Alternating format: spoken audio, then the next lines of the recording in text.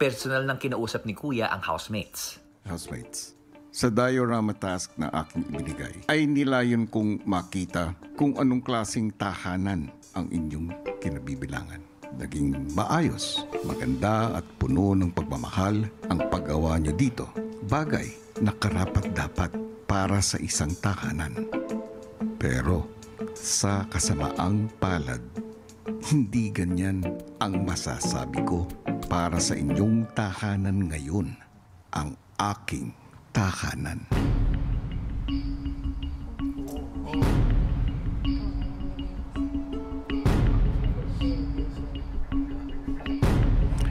Dahil sa nakikita ko nitong mga nakaraang araw, ito ay magulo, makalat, at tila walang pagmamahal at respeto.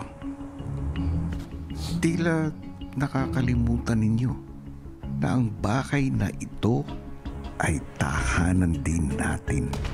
Sa puntong ito, gusto kong pumili kayo ng 2 babae at 2 lalaki na sa tingin ninyo ay may pinakamataas na disiplina pagdating sa kalinisan. At pagkatapos ay pumunta ang 4 na iyon sa confession room. Maghihintay ako, housemates. Sa pagpapatuloy ng anunsyo ni Kuya, gusto kong pumili kayo ng 2 babae at 2 lalaki na sa tingin ninyo ay may pinakamataas na disiplina pagdating sa kalinisan. At pagkatapos ay pumunta ang 4 na iyon sa confession room. matapos ang anunsyo ni Kuya, pinangunahan ng household chores leader na si Lee ang diskusyon tungkol sa mga pipiliing housemates.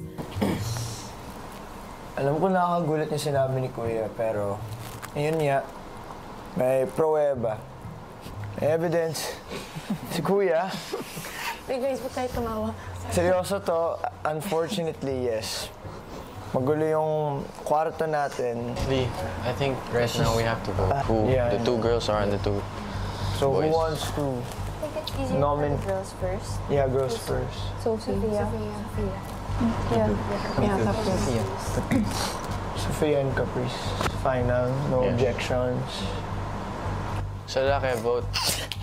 Sa lalaki, I vote Indigo. No, I vote Heath. Legit nga. Kuya's waiting. Come on, bro. What the? Fred is on mess. Bro, nakita mo na yung dumitong ko, bro. Lahat yung naka-fold. Oh, yeah. Lagi Fred and Heath.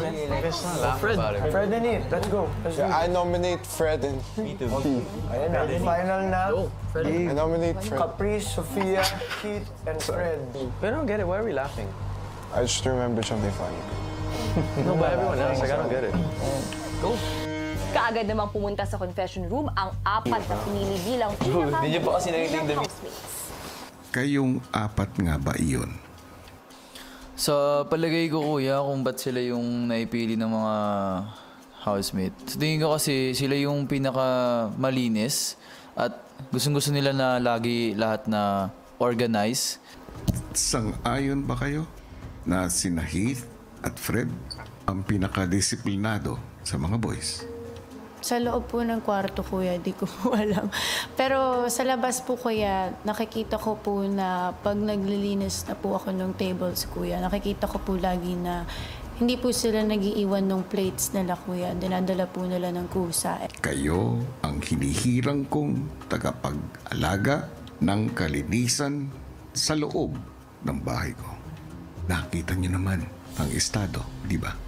Ang una ninyong task ay bigyang kaayusan ang aking bahay. Namang ibinalita ng pinakamadisiplinang housemates ang gagawin nilang paglilinis.